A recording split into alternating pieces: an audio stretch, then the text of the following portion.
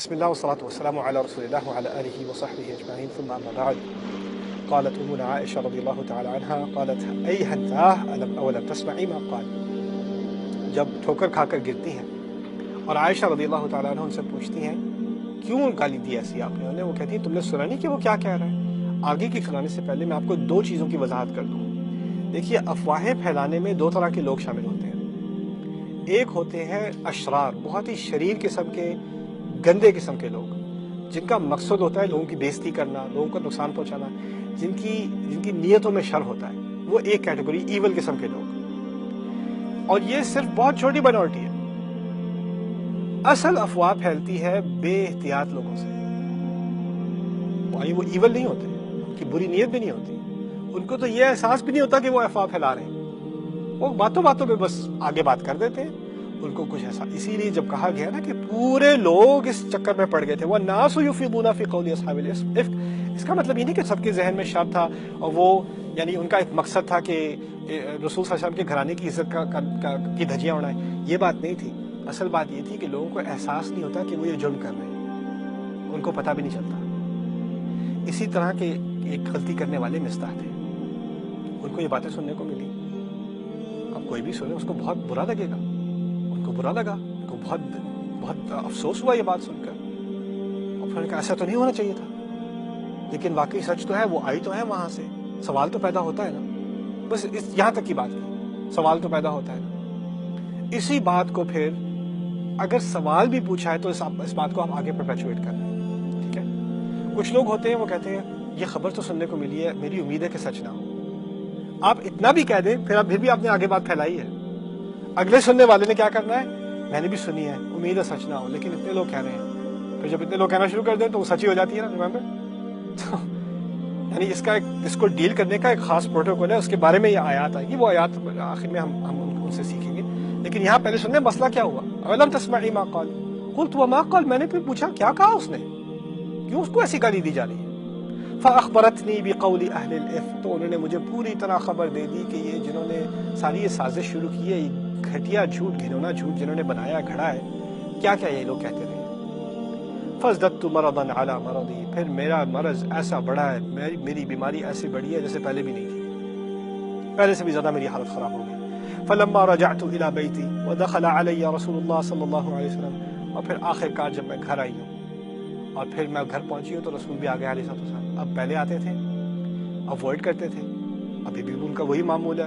ثم قال کیف تیکم، وہ آئے ہیں، سلام کیا ہے اور کہا ہے یہ کیسی ہیں تمہاری، اور وہ نکلنے والے ہیں باہر. انہوں نے روک لیا، عائشہ نے روک لیا. فقلت اتأذن لی ان آتی ابویہ، آپ مجھے اجازت دیں گے، میں اپنے والدین کے پاس جانا چاہتی ہوں، مجھے اجازت دیجیے، میں اپنے ماں باپ کے پاس جانا چاہتی ہوں. ان سے کہا نہیں گیا کہ کیا بات میں نے سن لی ہے. شوہر سے کیسے کہے؟ کہتی ہیں وَأَنَا حِينَئِذٍ أُرِيدُ أَنْ أَسْتَيْقِنَ الْخَبَرَ مِنْ قِبَلِهِمَا، میری بس ایک ہی خواہش تھی اس وقت کہ میں اس بات کا پوری طرح تیقن کر لوں، پوری طرح اس کو استيقان، پوری طرح مجھے یقین نہیں آ رہا. جب تک میں اپنے والدین سے خود نہیں سنوں گی مجھے یقین نہیں آ سکتا یہ میں کیسے مان لوں یہ بات ہو رہی ہے. میں ان سے خود سننا چاہتی ہوں. قالت فأذن لي رسول اللہ صلی اللہ علیہ وسلم، رسول نے اجازت دے دی علیہ الصلوۃ والسلام. فجئت ابویہ، میں اپنے والدین کے پاس آئی. فقلت لأمی، میں اپنی ماں کے پاس گئی، لپٹ کے ان سے کہا یا امتاہ، اے ماں ماں ماں. امتاہ میں تأوہ، عربی میں کہتے ہیں تأوہ، کہتے ہیں رو رو کر بات کرنے کو. رو رو کر میں نے کہا امی جی امی جی، ما یتحدث الناس، لوگ کیا کہہ رہے ہیں، لوگ کیا کہہ رہے ہیں. اب جب انہوں نے یہ سوال پوچھا تو ان کی ماں نے آگے جواب دیا ہے یا بنیہ، میری چھوٹی سی بچی، ہوینی علیکی، اب ہلکا کرو اپنے آپ کو، اپنا وزن، ہوینی علیکی، take it easy on yourself. انہوں نے موضوع بدل دیا. یہی سیکھنے کی چیز ہے. کبھی کبھار آپ کے بڑے آپ سے کوئی الٹی سیدھی بات کریں تو آگے سے جوابی کارروائی کے بجائے موضوع بدل دیں، کوئی اور بات کر لیں. انہوں نے کیا کیا؟ ہماری ماں کہتی ہیں وَلَقَدْ تَحَدَّثَ النَّاسُ بِهَذَا، کیا لوگ واقعی یہ بات کر رہے ہیں؟ بات شروع لوگوں سے کی تھی، دوبارہ لوگوں کے پاس کہا سبحان اللہ، وَلَقَدْ تَحَدَّثَ النَّاسُ بِهَذَا، سبحان اللہ کہا جاتا ہے کوئی ایسی بات سنو جس میں بہت برائی ہو. ہمارے ہاں سبحان اللہ کوئی اچھی گاڑی دیکھو سبحان اللہ کیا گاڑی ہے. عربوں کے ہاں سبحان اللہ کوئی شرک کرے کہتے ہیں سبحان اللہ، کوئی غلط بات کرتے سبحان اللہ. جب رسول اللہ کا نام کاٹا گیا تھا نا حدیبیہ میں، لکھا گیا تھا محمد رسول اللہ، اس نے کہا نہیں کاٹو اور لکھو محمد ابن عبداللہ، محمد عبداللہ کا بیٹا. رسول مانتے ہوتے تو جھگڑا کس بات کا تھا. تو جب کاٹنے کی بات آئی تو سارے صحابہ سبحان اللہ سبحان اللہ سبحان اللہ غصے میں. جب اللہ اور رسول کے خلاف کوئی بات کی جاتی ہے نا تو سبحان اللہ کہا جاتا ہے. اور پھر کہا ہے وَلَقَدْ تَحَدَّثَ النَّاسُ بِهَذَا, کیا لوگ واقعی یہ بات کر رہے ہیں؟ قالت فبكيت تلك الليلة, پھر کہتی ہیں میں اس رات پوری رات روتی رہی ہوں, حتى اصبحت, یہاں تک کہ صبح ہو گئی. ولا يرقع لي دمع ولا اكتحل بنوم, نہ آنسو نے مجھے کبھی تھوڑا سا بھی آرام دیا, نہ نیند نے آ کر مجھے کچھ سلایا, میرا رونا میرا پیچھا نہ چھوڑے. حتى اصبحت ابکی, جب تک کہ صبح بھی ہو گئی اور میں پھر بھی رو رہی ہوں. فدعا رسول اللہ صلی اللہ علیہ وسلم علی ابن ابی طالب و اسامہ ابن زید رضی اللہ عنہما حین استلبث الوحی. پھر رسول اللہ صلی اللہ علیہ وسلم نے علی بن ابی طالب اور اسامہ بن زید دونوں کو بلایا جب قرآن آنا بند ہو گیا. استلبث الوحی, وقت گزر گیا, عرصہ گزر گیا, قرآن نازل نہیں ہو رہا. مدینے میں قرآن وقتاً فوقتاً نازل ہوتا رہتا تھا. یہ مسئلہ ایسا بڑا اور اب قرآن نہیں آ رہا. انہوں نے بلایا علی کو اور اسامہ کو, دو کو. دیکھیے دنیا میں مختلف قسم کے مرد ہوتے ہیں. کچھ مرد ہوتے ہیں جن کی ذمہ داری ہوتی ہے بس صبح کام پر نکلنا, گھر واپس پہنچنا اور جو کچھ پونجی کمائی ہے اس سے گزارا کرنا, یا اپنا سروائیول ہے, یا اپنی بیوی کا اپنے ساتھ, یا اپنے پیرنٹس کا خیال رکھنا ہے, یا بچوں کا خیال رکھنا ہے. بس کمائی کرنی ہے اور گزارا کرنا ہے, بس یہاں تک ان کی ذمہ داری ہے. کچھ مرد ایسے ہوتے ہیں جن کی ذمہ داری کہیں اور ہوتی ہے. پورے گاؤں کی ذمہ داری ہے کسی کی. کوئی ہیڈ آف ہاسپٹل ہے, پورے ہاسپٹل کی ذمہ داری ہے اس کی. کوئی شہر کا گورنر ہے, پورے شہر کی ذمہ داری ہے اس کی. کوئی فوج کا جنرل ہے, پوری فوج کی ذمہ داری ہے اس کی. کوئی ملک کا پریزیڈنٹ ہے, پورے ملک کی ذمہ داری ہے اس کی. پرائم منسٹر ہے. ذمہ داریوں کا جب دائرہ بڑھتا چلا جاتا ہے نا, عام آدمی پر جو وزن ہوتا ہے نا وہ ایسے لوگوں پر کہیں زیادہ ہوتا ہے. کیونکہ ان کو صرف اپنی فیملی کا پریشر نہیں ہے, ان کو صرف اپنی صحت کا پریشر نہیں ہے, پوری ایک سوسائٹی کا پریشر ہے ان پر. اور ان کے ایک ایک فیصلے سے لاکھوں زندگیاں بدل سکتی ہیں, لاکھوں لوگوں پر اثر پڑتا ہے. اس بات کو سمجھنے کے بعد آپ اس بات کا اندازہ کیجئے کہ ایسے لوگ عام طور پر ہوتا یہ ہے کہ ان کی میرڈ لائف بڑی مشکل ہوتی ہے. اندازہ کیجئے ہمارے نبی پر علیہ الصلوۃ والسلام کتنا بڑا بوجھ تھا, اتنا بڑا بوجھ جو کبھی کسی آدمی پر نہیں پڑا گیا. میں آپ کو پہلے بتا رہا تھا کہ عام آدمی جب ان پہ زیادہ بوجھ ہوتا ہے نا, پریزیڈنٹس وغیرہ, سی ای اوز وغیرہ, ان کی میرڈ لائف بڑی مشکل ہوتی ہے. کیوں؟ کیونکہ ان کے پاس ریگولر اسکیجول نہیں ہوتا. وہ جس طرح کوئی عام فیملی ہوتی ہے نا کہ چلو صبح کو اکٹھے ناشتہ کریں گے, پھر شام میں واک کریں گے اکٹھے, روٹین ہوگی. کوئی پریزیڈنٹ ہے, اس کو آن کال ہے, اس کو 3 بجے بلا لینا ہے. کوئی سی ای او ہے, اس کو فورن فلائی کرنا ہے, پھر یہاں کرنا ہے, پھر یہ کرائسس ہے, پھر وہ کرائسس ہے. کوئی نارمل اسکیجول نہیں ہے. ہر انسان کے دل میں محبتیں ہوتی ہیں. بچوں کی محبت ہے, بیوی کی محبت ہے, کام کی محبت ہے, بزنس کی محبت ہوتی ہے, دوستوں کی محبتیں ہوتی ہیں, مختلف قسم کی, والدین کی محبت ہوتی ہے. ہمارے نبی علیہ الصلوۃ والسلام کو ایک محبت دی گئی ہے جو تمام محبتیں اس کے سامنے کچھ بھی نہیں ہیں. وہ کیا محبت ہے؟ اللہ کے کلام کی محبت, اللہ کا کام آگے کرنے کی محبت. ایک مشن ان کو دیا ہے, باقی ساری چیزیں اس کے سامنے قربان. عرصے سے قرآن نازل نہیں ہو رہا. اب ان کو فکر کیا پڑی ہوئی ہے, جتنی مجھے محبت اپنی بیوی سے ہے, اور ان کو شدید محبت تھی عائشہ رضی اللہ تعالیٰ عنہ سے, لیکن اگر اس شادی کی وجہ سے ابھی قرآن نازل نہیں ہو رہا, میں اس قرآن کی خاطر سب کچھ قربان کرنے کو تیار ہوں. کیا مجھے یہ کرنا چاہیے؟ یعنی وہ ایک اپنے پریشر کو سمجھتے ہیں کہ اصل ذمہ داری ان کی کیا ہے, اس کے سامنے کچھ اور نہیں آئے گا, یہاں تک کہ ان کی اپنی محبتیں نہیں آئیں گی, اپنے گھرانہ نہیں آئے گا, اور اتنا سا بھی پریشر ان پر گھر سے نہیں پڑ سکتا. اب اس سے زیادہ پریشر تو کسی آدمی پہ نہیں پڑتا کہ عفق کا معاملہ چل رہا ہے. اسی لیے وہ سوچ رہے ہیں کہ کیا وحی کی برکت اس لیے رکی ہے کہ میں اس شادی میں ابھی تک ہوں, اور ان کو یہ بات سمجھ نہیں آ رہی, وحی سے تو جواب آ نہیں رہا. تو انہوں نے پھر دونوں سے جواب دہی کی. علی رضی اللہ تعالیٰ کا مشورہ لیں گے اور اسامہ کا. پہلے اسامہ کا لیں گے, اگلی نشست میں اس کے بارے میں بات کریں گے. بارک اللہ فیکم ولکم. السلام علیکم ورحمۃ اللہ وبرکاتہ.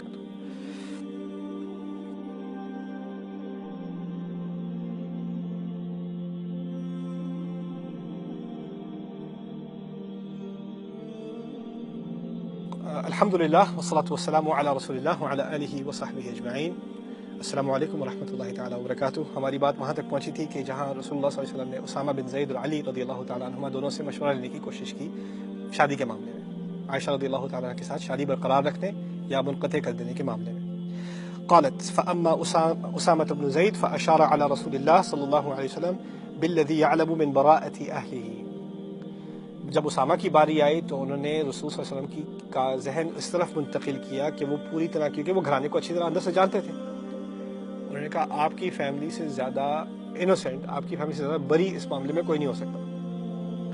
وَبِالَّذِي يَعْلَمُ لَهُمْ فِي نَفْسِهِ مِنَ الْوُدْ، اور پھر انہوں نے ان کو خود بھی بتایا آپ جانتے ہیں میں آپ کے گھرانے سے کتنی محبت کرتا ہوں۔ پھر کہہ دیا یا رسول اللہ اہلک ولا نعلم الا خیرا، رسول اللہ آپ کا گھرانہ ہمیں سوائے خیر کے کچھ نہیں پتا، اچھائی ہی اچھائی ہے، ایسا ہو ہی نہیں سکتا۔ علی رضی اللہ تعالی عنہ لم يضيق الله عليك والنساء سواها كثير فقام رسول اللہ صلی اللہ علیہ وسلم، کھڑے ہو گئے ممبر پر، فقال رسول اللہ صلی اللہ علیہ وسلم وهو على المنبر، ہمارے نبی کہتے ہیں علیہ السلام جبکہ وہ ممبر پہ کھڑے تھے، یا معشر المسلمین من يعذرني من رجل قد بلغني اذاه في اهل بيتي، مسلمانوں کی تمام جماعت، تم میں سے کون ہے جو مجھے کسی طرح چھٹکارا دلا دے ایسے آدمی سے جس کی وجہ سے مجھے اور میرے گھر والوں کو تکلیف پہنچی ہے، اس نے تکلیف پہنچائی ہے مجھے اور میرے گھر والوں کو، کون ہے جو مجھے ایسے انسان سے چھٹکارا دلا دے؟ انہوں نے کہا ایسا انسان، نام نہیں لیا۔ فواللہ ما علمت علی اہلی الا خیرا، بہت اہم الفاظ ہیں، کہتے ہیں میں اللہ کی قسم کھاتا ہوں اپنے گھر والوں کے بارے میں سوائے اچھائی کے مجھے کچھ علم نہیں ہے، انہوں نے کبھی کسی برائی کا ارتکاب نہیں کیا۔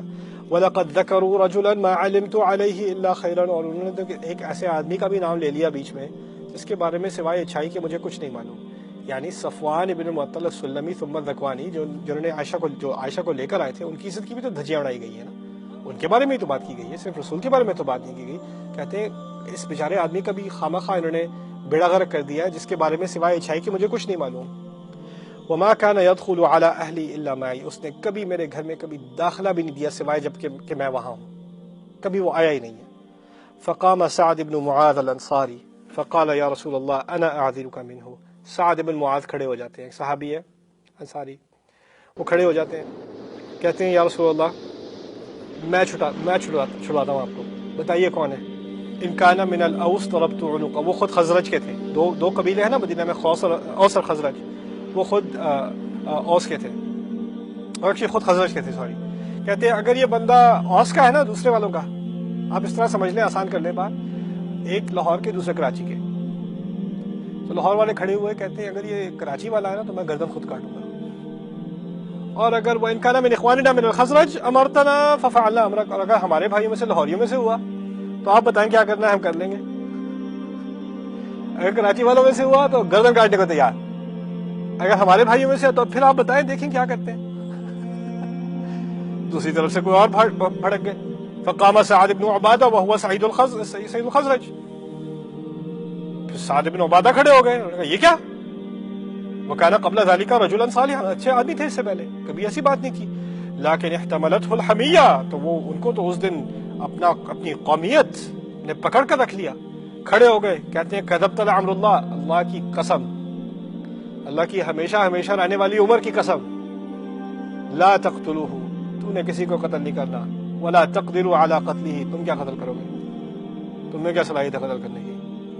فقام اسید بن حضیر وهو ابن عم سعد بن معاذ فقال لسعد بن عبادہ کذبت لعمر اللہ لنقتلنہ، پھر اسید بن حضیر کھڑے ہوئے، وہ ان کے پہلے والے کے بھتیجے تھے، انہوں نے کہا نہیں تم جھوٹ بولتے ہو، اللہ کی قسم کھاتے ہیں اور اللہ کی ہمیشہ رہنے والی عمر کی قسم کھاتے ہیں، ہم لازمی قتل کریں گے۔ فإنك منافق تجادل عن المنافقین، تو خود منافق ہے اور منافقوں کی حمایت میں اب آگے بات کر رہا ہے۔ اوس اور خزرج کے دونوں لوگ ایک دوسرے پر کس نے شروع کیا ہے؟ اصل میں بات یہ ہے کہ جب افواہ پھیلتی ہے نا تو کسی کو نہیں پتا کہاں شروع ہوئی تھی، کسی کو نہیں معلوم ہوتا کون کہا کہ کہتا ہے میں نے شروع کی تھی، اور جس نے شروع کی ہوگی میں نے آپ کو پہلے بتایا تھا اس نے شاید شکل سے اشارہ کیا ہوگا، اور کیا کیا ہوگا اس نے وہ دیکھنا ذرا، باقی تو بات پھیل جاتی ہے۔ دو طرح کے لوگ ہوتے ہیں، ایک ایول طرح کے لوگ ہوتے ہیں اور ایک بے احتیاط قسم کے لوگ، کیئرلیس قسم کے لوگ ہوتے ہیں۔ اب سب کو غصہ ہے کس نے شروع کیا، لیکن کسی کو نہیں پتا کس نے شروع کیا، اور رسول نے نام بھی نہیں دیا۔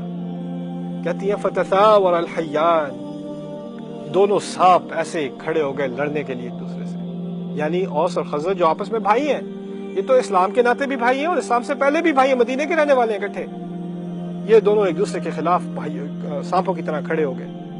حتی ہموا ان یقتتلوا، یہاں تک کہ یہ بات آ گئی تھی کہ ایک تو مار کٹائی پر بات پہنچ جاتی۔ ورسول اللہ صلی اللہ علیہ وسلم قائم علی المنبر، اور رسول صلی اللہ علیہ وسلم اس دوران کے رسول ممبر پر کھڑے ہیں، یہ لوگ آپس میں لڑنے کو اتر آئے۔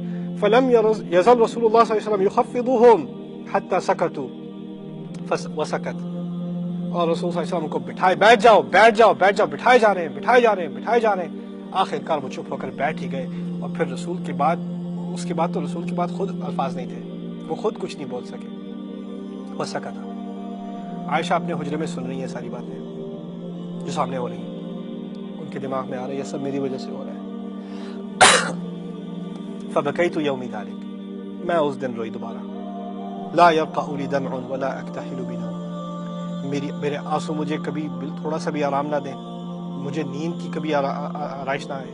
قالت فاصبح ابواي عندي، میرے ماں باپ دونوں، ابو بکر اور ان کی ماں دونوں میرے پاس آئے۔ وقد بکیت لیلتین ویوما، اور اس وقت تک میں 2 راتیں مسلسل رو چکی تھی۔ لا اکتحل بنوم ولا يرقع لی دمع، نہ میری آنسو رکے نہ مجھے نیند آئی۔ یظنانی ان البکاء فالق کبدی، ان کو تو اب یقین ہو گیا تھا کہ میرا لیور، میرا پھیپھڑا پھٹنے ہی والا ہے، اب نہیں رہوں گی میں۔ قالت فبینما ہما جالسان عندی، ایسے ہی کہ ہم اسی حالت میں، اسی بری حالت میں ہم بیٹھے تھے، وہ دونوں بیٹھے تھے میرے پاس، وانا ابکی، اور میں رو رہی تھی بیٹھی۔ فاستأذنت علی امرأة من الانصار، ایک عورت جس کا مجھے نام نہیں معلوم، انصار ہی میں سے تھی، اس نے اجازت مانگی کہ میرے پاس آ کر بیٹھ جائے۔ آپ دیکھتے ہیں ابھی تک جب بھی وہ کسی کا نام لیتی ہیں تو پوری نسل کا نام لیتی ہیں۔ اب کہہ رہی ہیں کوئی عورت جو انصار میں سے تھی، اس کی طرف اشارہ ہے کہ ان کو یہ علم نہیں کہ کون عورت ہے، اس سے پہلے ان کی ملاقات نہیں تھی۔ آئی ان کے پاس، فأذنت لها فجلست تبکی معي، اس نے پھر میں نے اس کو اجازت دی، وہ آئی اور اس نے اجازت یہی مانگی کہ میں کیا آپ کے ساتھ آ کر آپ کے ساتھ بیٹھ کر رو سکتی ہوں۔ ان کے ساتھ آ کر بیٹھ کر رونا شروع کر دیا اس نے۔ یہ بات عورتوں کو سمجھ آئے گی، شاید مردوں کو سمجھ نہ آئے۔ ہم کوئی رو رہے ہوں تو کوئی ہم سے آ کے یہ نہیں کہتا یار بیٹھ کے تیرے ساتھ میں رو لوں، ایسا نہیں ہوتا۔ لیکن عورتوں کو ایک دوسرے کی ہمدردی کے لیے آپس میں رونا، جانتی بھی نہیں ایک دوسرے کو، لیکن جا کر اکٹھی ان کے ساتھ بیٹھ کر انہوں نے رونا شروع کر دیا۔ فبینا نحن علی ذلک، ہم دونوں اسی طرح رو رہے تھے دونوں، میں اور یہ عورت جس کو میں جانتی بھی نہیں۔ حتی دخل علینا رسول اللہ صلی اللہ علیہ وسلم ثم جلس، رسول اللہ داخل ہو گئے۔ ابھی باہر تقریر کی ہے، تقریر کیا کی ہے؟ میری فیملی نے کچھ غلط نہیں کیا، ابھی یہ تقریر کر کے آئے، یعنی سب کو تسلی دی ہے کہ میری فیملی انسنٹ ہے۔ اب داخل ہوتے ہیں۔ قالت ولم یجلس عندی منذ قیل ما قیل، اور وہ میرے پاس اس وقت تک نہیں بیٹھے تھے جب سے یہ بات شروع ہوئی ہے، جب سے جو کہا گیا وہ کہا گیا، اس وقت سے وہ میرے پاس آ کر نہیں بیٹھے۔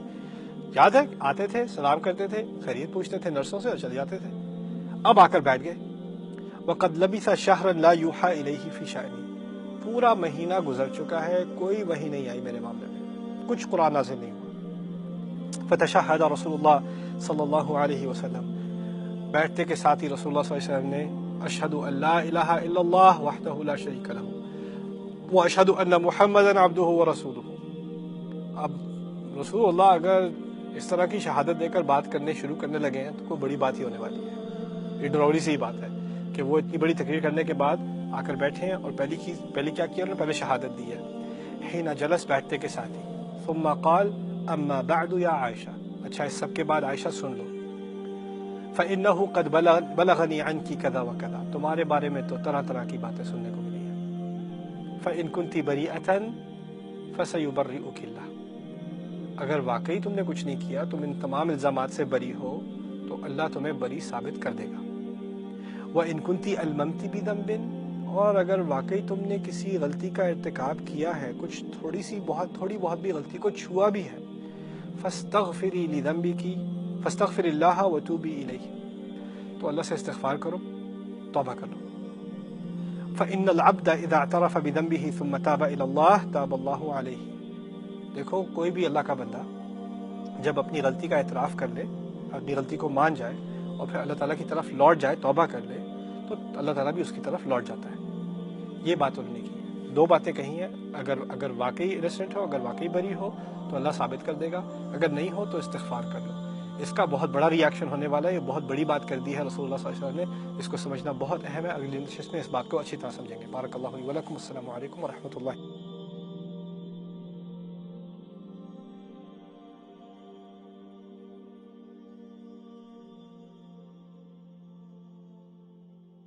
الحمد للہ والصلاة والسلام علی رسول اللہ وعلی آلہ وصحبہ اجمعین، ثم اما بعد، فإن كنت بریئة فسیبرئک اللہ وإن كنت ألممت بذنب فاستغفر اللہ وتوبی الیہ، اگر آپ واقعی انسنٹ ہیں، اگر آپ نے واقعی یہ جرم نہیں کیا تو آپ فکر نہ کریں، اللہ تعالیٰ آپ کو بری ثابت کر دیں گے۔ اور اگر آپ نے کچھ کیا ہے تو استغفار کر لیجئے، کیونکہ اگر کوئی اللہ کا بندہ استغفار کر لے، اپنی جرم کا اعتراف کر لے، تو اللہ تعالیٰ اس کی توبہ مان لیتا ہے۔ دیکھیے، یہ بات سمجھنا بہت مشکل ہے۔ ابھی باہر جا کر سب کو کنونس کیا تھا رسول اللہ صلی اللہ علیہ وسلم نے کہ انہوں نے کچھ غلط نہیں کیا، میری فیملی انوسنٹ ہے۔ اب اندر آنے کے بعد ہماری ماں عائشہ سے یہ کیوں کہہ رہے ہیں کہ دیکھو دو پاسبلٹیز ہیں، دو احتمال ہیں، یا تو کیا یا نہیں کیا۔ یہ بات باہر تو نہیں کی تھی، باہر تو کہا تھا بالکل نہیں کیا، سراسر نہیں کیا۔ یہ ہمارے نبی کی عظیم ترین سنتوں میں سے ہے، میرے نزدیک ہمارے نبی کی عظیم ترین سنتوں میں سے یہ سنت ہے۔ اور وہ کیا ہے؟ دیکھیے، اگر آپ باہر کسی کے معاملے میں بات کرتے ہیں، کسی اور کے گھرانے کے بارے میں بات کرتے ہیں، تو آپ پر لازم بنتا ہے کہ آپ اس بات کا انکار کریں، لازم بنتا ہے آپ انکار کریں۔ لیکن اپنے گھر کے اندر جب کوئی بات ہو رہی ہو نا، شوہر ہے 11 بجے 12 بجے چلا جاتا ہے باہر، اچھے ڈھنگ کے کپڑے پہن کے، کلون لگا کے، بیوی کو شک پڑ رہا ہے کہاں جا رہے ہو؟ میں بس نماز پڑھنے جا رہا ہوں۔ نماز تو 9 بجے ہو گئی تھی، اب کون سی نماز پڑھنے جا رہے ہو؟ یا باتھ روم میں ہے، فون لیے ہوئے 45 منٹ باتھ روم بند ہے، فون کیوں لے جا رہے ہیں بھیا باتھ روم میں؟ فون پہ بار بار پاسورڈ بدلے جا رہے ہیں۔ کچھ شک پڑ رہا ہے بیوی کو، یا شک پڑ رہا ہے شوہر کو، اس کو یا بیٹے کے بارے میں شک پڑ رہا ہے، کیا کر رہے ہو بیٹا؟ اب اگر بیٹا یہ کہے کہ دیکھیے آپ کو تو حسن الظن کرنا چاہیے، آپ کو اچھا گمان کرنا چاہیے، آپ کو میری نیت پر شک نہیں کرنا چاہیے، یہ ہر مسلمان کا دوسرے مسلمان پر حق بنتا ہے کہ نیت پر شک نہ کرے۔ دیکھیے، یہاں تک بات ہے ہمارے دین میں کہ اگر 4 گواہ نہ ہو تو آپ کو کوئی الزام لگانے کی گنجائش نہیں ہے۔ تو یہاں پر جو بات کی جا رہی ہے نا کہ گھرانے کی بات اور ہوتی ہے، پبلک کی باہر اور ہوتی ہے۔ پبلک میں ہمیشہ کسی کو بینیفٹ آف دا ڈاؤٹ، آپ پیچھے نہ پڑیں۔ اس کی تفصیلی احادیث میں بعد میں آپ کو بتاؤں گا، ابھی گھر کی بات سمجھا دیتا ہوں۔ گھر کے اندر تفتیش کرنا، کھل کر پوچھنا لازمی ہے، یہاں تک کہ رسول کو پتا ہے کہ تم نے نہیں کیا، انہوں نے پھر بھی پوچھا، کیونکہ انہوں نے اب ایک سنت قائم کر دی۔ اب ہر شوہر کو، ہر بیوی کو پوچھنے کا حق ہو گیا، اب ہر گھرانے کو پوچھنے کا حق ہو گیا، بیٹا کہاں تھے، کیا کر رہے تھے، کس کو ٹیکسٹ کر رہے تھے؟ میں کیوں بتاؤں؟ آپ کو حسن ظن کرنا چاہیے؟ نہیں، حسن ظن تو باہر والوں کے لیے، تمہارے لیے تو تفتیش ہوگی۔ اب بتاؤ اچھی طرح کیا کر رہے تھے۔ آپ مجھ پہ کوئی الزام نہیں لگا سکتے، آپ کے پاس 4 گواہ نہیں ہیں، 4 گواہوں کی ضرورت نہیں ہے۔ میں کہہ رہا ہوں 50% امکان ہے یا کیا یا نہیں کیا، کھل کر بتا دو۔ یہ سنت قائم کیا، اور اس سنت کو قائم کرنے میں آپ اندازہ کیجئے ہماری ماں کو کتنی تکلیف پہنچی ہے۔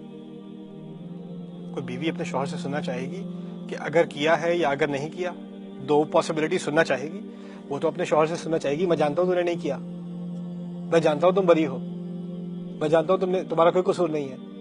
یہ بات انہوں نے دی نہیں ان کو، عائشہ رضی اللہ تعالیٰ عنہ کو۔ انہوں نے تو کہہ دیا کہ دیکھو 2 پاسبلٹیز ہیں۔ یہ دیکھیے، ان کے نزدیک ایک سنت قائم کرنا ہے جو ہمیشہ کے لیے لوگوں کو، گھرانوں کو بچائے گی۔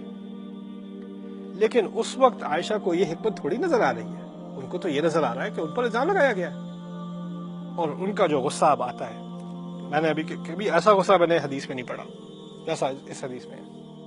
کہتی ہیں فلما قضى رسول اللہ صلی اللہ علیہ وسلم مقالتہ، جب وہ اپنی بات مکمل کر چکے، قلص دمعی، میرے آنسو رک گئے۔ کہیں تھی 2 مسلسل دن 3 راتیں آنسو ہی چل رہے تھے، لیکن اب آنسو رک گئے۔ ما احس منہ قطرہ، مجھے تو ایک قطرہ بھی محسوس نہیں ہو رہا تھا۔ فقلت لی ابی، میں نے اپنے والد سے کہا، ابو بکر بیٹھے تھے، عجب رسول اللہ صلی اللہ علیہ وسلم فیما قال، رسول اللہ صلی اللہ علیہ وسلم کا جواب دیں اس بارے میں جو انہوں نے کی ہے ابھی، آپ جواب دیجئے ان کا۔ واللہ ما ادری ما اقول لرسول اللہ صلی اللہ علیہ وسلم، کہتے ہیں اللہ کی قسم مجھے نہیں معلوم میں کیا جواب دوں رسول کو علیہ الصلوۃ والسلام۔ فقلت لی امی، میں نے اپنی ماں سے کہا، اجیبی رسول اللہ صلی اللہ علیہ وسلم فیما قال، آپ ان کا جواب دیجئے اس کے بارے میں جو انہوں نے کہی ہے، آپ جواب دے دیں ماں۔ ماں کہتی ہے ما ادری ما اقول لرسول اللہ صلی اللہ علیہ وسلم، کہتی ہے میں کیا جانوں، میں کیا جواب دوں رسول اللہ کو، میں کہاں سے جواب لے کر آؤں۔ ہماری ماں کے سامنے ان کے والدین بیٹھے ہیں اور رسول اللہ بیٹھے ہیں صلی اللہ علیہ وسلم، 3 افراد بیٹھے ہیں۔ اب وہ جو کہنے لگے ہیں، آپ اندازہ کیجئے قرآن میں ہے کہ والدین کے سامنے تو اف تک نہیں کہنا، لا تقل لهما اف، لا تنہرهما، ڈانٹنے کی آواز استعمال مت کرنا، اف مت کہنا والدین سے۔ دوسری طرف نبی کے بارے میں کہا ہے لا تجهروا له بالقول كجهر بعضكم لبعض ان تحبط اعمالكم وانتم لا تشعرون، نبی کے سامنے آواز اونچی مت کرنا، تمام اچھے اعمال فوراً کے فوراً ہڑپ کر لیے جائیں گے، تمہیں پتہ بھی نہیں چلے گا، کوئی اچھا کام نہیں رہے گا تمہارا۔ یہ دو ہستیاں ان کے سامنے ہیں، والدین جن کے سامنے عزت سے کام لینا چاہیے، آواز نہیں اٹھانی چاہیے، اور رسول اللہ صلی اللہ علیہ وسلم، دونوں کیا کہتی ہیں؟ انی واللہ لقد علمت لقد سمعتم هذا الحدیث، میں اللہ کی قسم کھاتی ہوں مجھے پتہ چل گیا ہے کہ تم لوگوں نے یہ بات سنی ہے، یہ گھٹیا بات تم لوگوں نے سنی ہے، حتی استقر فی انفسکم، یہاں تک کہ یہ بات تمہارے دلوں کے اندر تک پہنچ چکی ہے، تم اس بات کو مان چکے ہو۔ الزام لگا رہی ہیں رسول پر، اپنے والدین پر، کہ تم لوگوں نے اس جو مجھ پر تہمت لگائی گئی ہے اس کو تم مان چکے ہو۔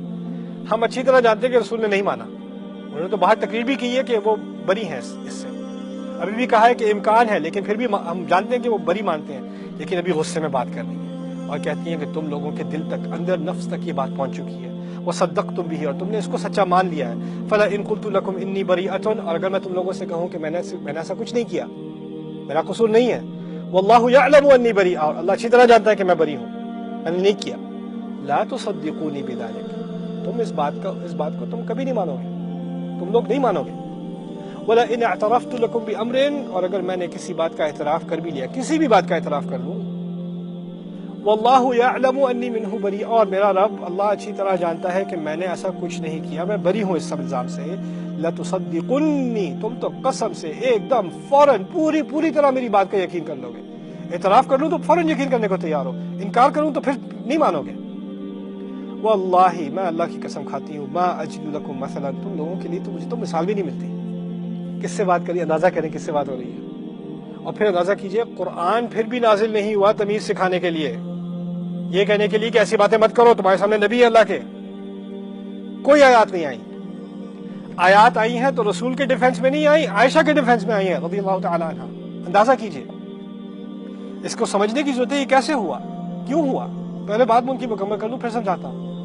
لا اجد لکم مثلا، تم لوگوں کے لیے تو مجھے مثال بھی نہیں ملتی، الا قول ابی یوسف، سوائے ابو یوسف کے، یعنی یوسف علیہ السلام کے والد یعقوب۔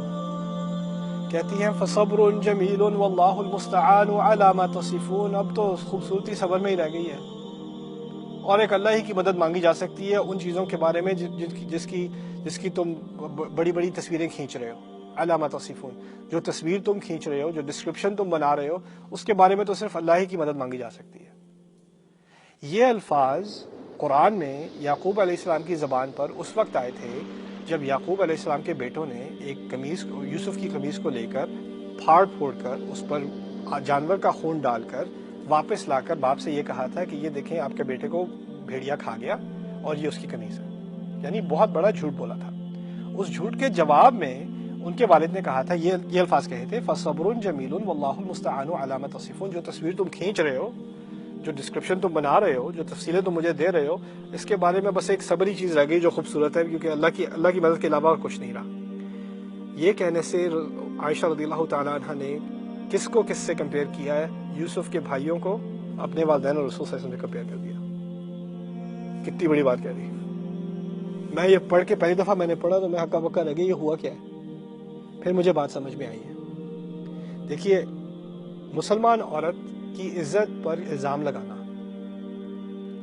اور اس کی عزت پر الزام لگانے کے بعد اس کا پاگل ہو جانا، اور ہماری ماں پاگل بھی نہیں ہوئی، غصے ہوئی ہیں، لیکن اگر کوئی اور پاگل ہو جاتی ہے، اگر کسی پر الزام لگایا جائے اور وہ غصے میں آ جاتی ہے، الٹی سیدھی باتیں کہہ دیتی ہے، کوئی لحاظ نہیں رہتا اس کے سامنے کون ہے، کہہ دیتی ہے، اس کو اس وقت وہ باتیں کرنے کا حق ہے، اللہ نے دیا ہے۔ یہاں تک کہ جب وہ عورت آئی تھی رسول کے پاس علیہ السلام، اونچی آواز میں چلا کر ان سے کہہ رہی تھی میرے شوہر کا معاملہ حل کر دیں، تب بھی آیات آئی تھی، اس عورت کے حق میں آئی تھی، قد سمع اللہ قول التي تجادلك في زوجها وتشتكي الى الله والله يسمع تحاوركما، اللہ تم دونوں کی باتیں سن رہا ہے، لیکن اس کے بارے میں آیات آئی ہیں، بتا نے حق دیا ہے۔ کبھی کبھار گھرانوں میں لوگوں پر الزام لگائے جاتے ہیں، اندازہ کیجئے عزت کے معاملے میں اللہ تعالیٰ نے اتنا ڈیفنس کیا ہے، اتنا لحاظ رکھا ہے ہماری ماں کا رضی اللہ تعالی عنہ۔ کہتی ہے ثم تحولت، پھر تو میں مڑ گئی ان سب سے، میں بہت بات نہیں کرنی، اور فاضطجعت علی فراشی، اور میں لیٹ گئی اپنے فرش پر، مجھے اب کوئی بات نہیں کرنی، I'm done۔ سب سے خفا، سب سے روٹ کے غصے میں آ کر بس لیٹ گئی، فاضطجعت علی فراشی۔ پھر آگے بات کرتے ہیں اگلی نشست میں۔ بارک اللہ لی ولکم فی القرآن الحکیم ونفعنی وإیاکم بالآیات والذکر الحکیم۔ قالت وأنا حينئذ أعلم أني بريئة وأن الله مبرئي ببراءتي. ہماری ماں کہتی ہیں کہ مجھے اسی وقت لمحے جب میں لیٹی ہوں خفا ہو کر، مجھے اسی وقت احساس ہو گیا تھا کہ نہ صرف یہ کہ اللہ میرا رب جانتا ہے اور مجھے اچھی طرح پتہ ہے کہ میں قصوروار نہیں ہوں، اور میرا رب مجھے قصوروار یا غیر قصوروار ثابت کر دے گا، میری انسنٹ ثابت کر دے گا. غصہ ہونے کے باوجود ان کو اس بات کا لحاظ ہمیشہ رہتا ہے کہ میرے سامنے اللہ کے رسول ہیں، اور جب اللہ کے رسول نے وعدہ کیا ہے کہ میرا رب میری غیر قصورواری، میری انسنس، میری برات ثابت کر دے گا تو کر دے گا. یعنی شوہر سے تو غصہ ہے لیکن پھر بھی رسول ہے اللہ کے، ان کا کلام پھر بھی حق ہے. اور جب انہوں نے کہا تھا نا ان کنتی بریئۃ فسیبرئک اللہ، اگر تم واقعی قصوروار نہیں ہو تو اللہ ثابت کر دے گا کہ تم قصوروار نہیں ہو. اب مجھے اچھی طرح پتا تھا کہ اللہ میری مدد کرے گا. میں لیٹ گئی. لیکن واللہ ما كنت اظن ان اللہ منزل فی شأنی وحیا یتلا، لیکن اللہ کی قسم مجھے بالکل احساس نہیں تھا کہ اللہ میرے معاملے میں، میرے خاص معاملے میں وہی نازل کرے گا جو کہ یوم قیامت تک جس کی تلاوت کی جائے گی. یعنی ایسا اس نے کو خیال کیا تھا ولا شأنی فی نفسی کان احقر من ان یتکلم اللہ فی بامر یتلا. میری اپنے بارے میں یہ رائے تھی کہ میرا کیا مقام، میرا اس سے کہیں حقیر تر مقام کہ میرے بارے میں اللہ خود بات کرے گا اور ایسی طرح بات کرے گا کہ یوم القیامت تک اس بات کو دہرایا جائے گا میرے اعزاز میں. میرا یہ کیا مقام. میں اپنے بارے میں اپنے آپ کو بہت کم سمجھا کرتی تھی. یہ ماضی کی بات کی جا رہی ہے. وَلَا شَأْنِي فِي نَفْسِي كَانَ أَحْقَرَ، میرا اپنے بارے میں خیال بہت کم تھا اس وقت. یعنی جس وقت یہ بات کی جا رہی ہے اب وہ خیال نہیں ہے، اب مجھے پتا ہے اللہ نے میرا کتنا اعزاز کیا. اب ان کو اپنے اعزاز کا احساس ہے، اور یہ مسلمان کو ہونا چاہیے. مسلمان کو اللہ نے جب عزت دی ہو تو اس کا اعتراف کرے. یہ نہیں کہ میں بہت حقیر ہوں، میں بہت فقیر ہوں. وہ ٹھیک ہے، فقیری اپنی جگہ ہے. جب اللہ تعالیٰ عزت دیتا ہے تو عزت کا بھی اعتراف کرو. خیر، انہوں نے کیا سوچا تھا وَلَكِنْ كُنْتُ أَرْجُو أَنْ يَرَى رَسُولُ اللَّهِ صلی اللہ علیہ وسلم فِي النَّوْمِ رُؤْيَا يُبَرِّئُنِ اللَّهُ بِهَا. میرا تو یہی خیال تھا کہ رسول پر کوئی سوتے ہوئے خواب آ جائے گا. خواب بھی رسول کا وحی ہوتی ہے. قرآن آئے گا میرے بارے میں. مجھے تو یہ اندازہ بھی نہیں ہو سکتا تھا کہ میرے بارے میں قرآن آئے گا. اچھا، دو آپشنز انہوں نے دیے. ایک آپشن ہے خواب اور دوسرا ہے قرآن. یہ بہت پیاری بات ہے، اور اس نشست میں اگر صرف یہی بات ہو جائے تو کافی ہے. خواب اور قرآن اور اس کا فرق کیا ہے، اس کو اچھی طرح سمجھ لیں. رسول اللہ صلی اللہ علیہ وسلم ایک مرتبہ طواف کر رہے تھے اور ان کو کعبے سے بڑی محبت تھی. طواف کے دوران کعبے کو دیکھ دیکھ کر کعبے سے باتیں کر رہے تھے. محبت میں کعبے سے باتیں کر رہے تھے. ما اطیبکی، ما اطیب ریحکی، ما اعظمکی، ما اعظم حرمتکی. کیا پیاری چیز ہے تو، کیا پیاری چیز ہے تیری ہوا، کیا عظیم شے ہے تو، کیا عظیم شے ہے تیری حرمت، تیرا لحاظ. کعبے سے کہہ رہے ہیں. والذی نفس محمد بیدہ، پھر کہتے ہیں میں اس کی قسم کھاتا ہوں جس کے ہاتھ میں محمد کی جان ہے. میننگ اللہ کی قسم کھاتا ہوں. اوکے، میں اس کی قسم کھاتا ہوں جس کے ہاتھ میں محمد کی جان ہے. کہتے ہیں لحرمت المؤمن اعظم حرمت عند اللہ منکی. اللہ کے نزدیک ایک مسلمان کی حرمت تیری حرمت سے زیادہ ہے. اپنے اوپر قسم کھا کے کہتے ہیں، رب کی، اللہ کی قسم کھا کے کہتے ہیں اس کی قسم جس کے ہاتھ میں میری جان ہے، ایک مومن کی حرمت، ایک مومن کی عزت تیری عزت سے کہیں زیادہ ہے اللہ کے ہاں. اور پھر کہتے ہیں مالی و دمی و ان نظن به الا خیرا. اس کے مال کی عزت، اس کے مال کی حرمت، اس کے خون کی حرمت، اور یہ بھی کہ اس کے بارے میں سوائے اچھے کے کوئی خیال نہ کیا جائے. ان نظن به الا خیرا. اللہ اکبر. کہتے ہیں عزت، مسلمان کی عزت اللہ کے ہاں کعبے سے کہیں اعلیٰ ہے. ہمارے نبی کہتے ہیں علیہ الصلوۃ والسلام. اب یہ بات، اگلی بات سمجھیے. یہاں تک میں نے ابھی صرف ایک بات کی ہے، دو چیزوں کا آپس میں تقابل کیا ہے، کمپیریزن کیا ہے. ایک طرف ہے کعبے کی حرمت، ایک طرف ہے ایک مسلمان کی حرمت. اور اللہ کے ہاں مسلمان کی حرمت کہیں زیادہ ہے ایون کعبے کی حرمت سے. اس بات کو اس طرح سمجھ لیجئے کہ اگر آپ کی دماغ میں کبھی خیال بھی نہیں آتا ہوگا مسلمان کے ناطے کہ آپ کبھی کعبے کی جا کے بےزتی کریں گے، کعبے کے سامنے بے ادبی کریں گے، کعبے کے بارے میں الٹی سیدھی بات کریں گے، کبھی خیال ہی نہیں آتا، آپ کو سوال ہی پیدا نہیں ہوتا، تو پھر آپ کو کبھی یہ خیال کرنے کی جرت نہیں ہونی چاہیے کہ آپ کسی مسلمان کے بارے میں ایسی بات کریں گے. ایسا جرم اگر آپ کعبے کے خلاف کریں گے تو اللہ کے خلاف کر رہے ہیں. آپ کو اچھی طرح ایسا جرم آپ کسی مسلمان کی حرمت کے خلاف کریں گے تو آپ اللہ کے خلاف کر رہے ہیں. جہاں اس کے جواب میں سبحان اللہ کتنا بڑا جرم کر دیا، اس کے جواب میں بھی آئے گا سبحان اللہ سبحان اللہ. اب آگے چلیے، میں نے آپ کو کہا تھا خواب اور وحی قرآن. آپ سمجھ لیجیے ان میں سے اعلیٰ چیز کون سی ہے. پہلے تو میں نے آپ کو بتایا کعبہ اعلیٰ ہے، لیکن مسلمان کی حرمت سے کئی اعلیٰ ہے. آپ سب جانتے ہیں خواب اعلیٰ ہے، ہاں خواب بھی وہی ہے، وہ بھی اعلیٰ ہے، لیکن قرآن کی عظمت اس سے کہیں زیادہ ہے. کعبے کی حرمت کو ریسٹور کرنا، کعبے سے تمام بتوں کو ہٹانا، کعبے کی روایت کو دوبارہ ابراہیم کی سنت پر قائم کرنا، حج کو دوبارہ شروع کرنا، اس کی وحی جب نازل ہوئی تو رسول صلی اللہ علیہ وسلم کو خواب میں دی. لقد صدق اللہ رسولہ الرؤیا بالحق لتدخلن المسجد الحرام ان شاء اللہ آمنین محلقین رؤوسکم ومقصرین لا تخافون. یہ آیت سورۃ الفتح کے آخر میں ہے کہ اللہ تعالیٰ نے نبی کو جو خواب دکھایا تھا وہ سچا تھا. خواب یہ تھا کہ کعبے کو دوبارہ سے پاک کر دیا جائے گا. کعبے کی حرمت کے سلسلے میں خواب، ہماری ماں کی حرمت کے سلسلے میں قرآن. اندازہ کیجئے، کعبے کا مقام یہاں، حرمت کا مقام یہاں. کعبے کے لیے خواب، ہماری ماں کی حرمت کے لیے اور کے ذریعے ہم سب کی عزت کے لیے قرآن. سبحان اللہ. یہاں جب انہوں نے کہا ہے میری تو شان یہ تھی، میرا تو مقام یہ تھا کہ ایک خواب ہی کافی تھا. نہیں، آپ کے لیے تو قرآن کافی تھا، آپ کے لیے تو قرآن آنا تھا، وہی قرآن ہی مناسب تھا آپ کے لیے. فقالت فوالله ما رام رسول الله صلی اللہ علیہ وسلم ولا خرج احد من اہل البیت حتى انزل علیہ. رسول بیٹھے رہے، گھر میں سے کوئی بھی نہیں نکلا جب تک کہ وحی آنی نہ شروع ہوئی. مہینے سے نہیں آئی، مہینے سے کوئی قرآن نہیں ہوتا. فاخذه ما كان ياخذه من البرحاء، تو ان پر ایک بخار سا آ گیا. حتى انه لا يتحدر مثل الجمان من العرق، یہاں تک کہ پسینے جیسے اتنے موٹے موٹے موتیوں کی طرح ان کے پسینے گر رہے ہیں. وَهُوَ فِي يَوْمٍ شَاعٍ، اور وہ تو بہت ہی ٹھنڈا دن تھا، پھر بھی ان پر پسینہ چھا گیا. مِنْ ثِقَلِ الْقَوْلِ الَّذِي يُنزَلُ عَلَيْهِ، ان الفاظ کے وزن کی وجہ سے جو ان پر نازل ہوئے.